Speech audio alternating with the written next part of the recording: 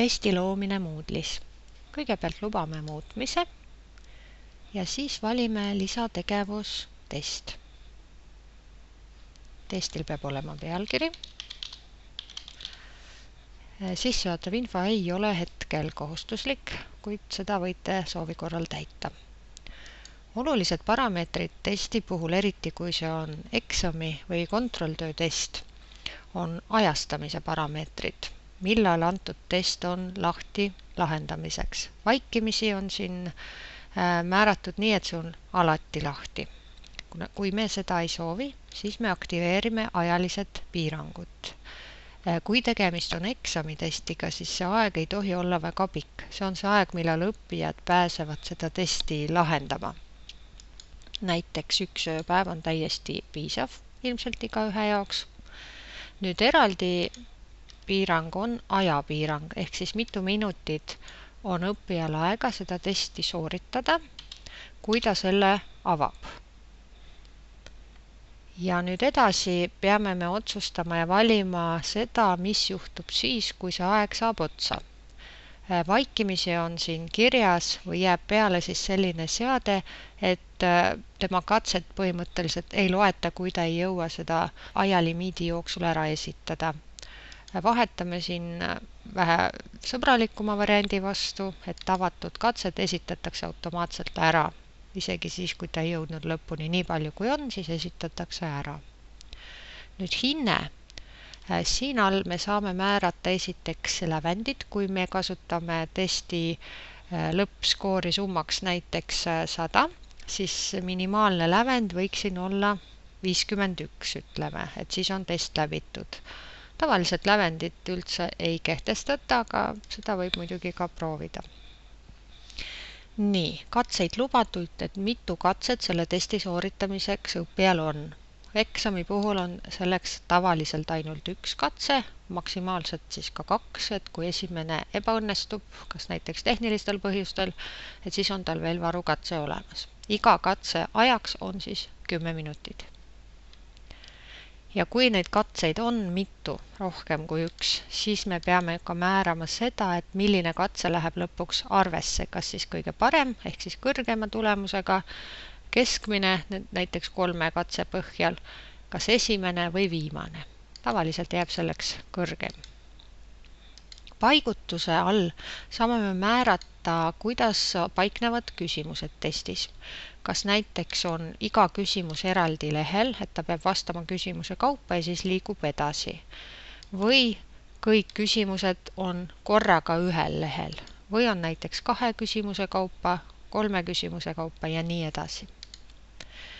Navigeerimise meetod vaba tähendab seda, et õppijal on võimalik liikuda vabas järjekorras erinevate küsimuste juurde, et ta ei pea järjest nendele vastama, vaid saab ise otsustada, millal ta millisele küsimusele vastab selle 10 minuti jooksul. Küsimuse toimimine. Kas küsimuste sees vastuse variandid on erinevas järjekorras igaühel ja vaikimisi see nii ongi. Ja samuti, kuidas küsimused käituvad, ehk siis millal õppija näeb tagasisidet, kas kohe või mõne aja pärast. Seda aja me saame neile kohe ülevaadete all ka määrata. Et viivitusega ongi see vaikimisi variant, mis on mõistlik eksami või kontrolltöötesti puhul. Kui te tahate, et õppija näeks kohe, kas ta vastas õigesti või mitte, siis see võiks olla kohene tagasiside. Ülevaadete all ongi siis võimalik täpsemalt määrata, millist tagasisidet ja millal õppija näeb. Et eksami puhul on mõistlik jätta linnukesed ainult sellesse viimasesse parempoolsesse veergu, et siis kui enam testi sooritada ei saa, siis näeb ta seda tagasisidet. Kõik muud on siin halliks tehtud või linnukesed maha võetud. Ja nüüd konkreetselt, millist tagasisidet te soovite näidata, kas õiget vastust soovite näidata, kas sellist üldist sõnalist tagasisidet, mida te ise sinna sisestate, soovite näidata, või soovitate näidata näiteks ainult punkte ja kas vastus oli õige või ei olnud. Ja milline oli õige, et seda siis ei näita. Nüüd välimuse all ei ole tavaliselt meil midagi muuta, välja arvatud see, et kuidas punkte kuvatakse kas komakohtadega või ilma komakohtadeta. Ekstra piirangute all on teil võimalik oma testi veel eraldi kaitsta võõraste eest, näiteks salasõnaga, või siis kui teil on teada mingisugune konkreetne võrguaadress, kust saab seda testi avada, siis selle saab siia sisestada. Samuti saab siia sisestada, kui on mitu katset testil, et mis see sunnitud aeg katsete vahel võiks siis olla. Vaikimisi seda ei rakendata, et saab kohe ka teist korda alustada. Nüüd koondtagasiside on selline vabatahtlik õppejõu poolt sisestatav tagasiside õppijale, mida ta näeb peale seda, kui ta on testi tulemused kätte saanud.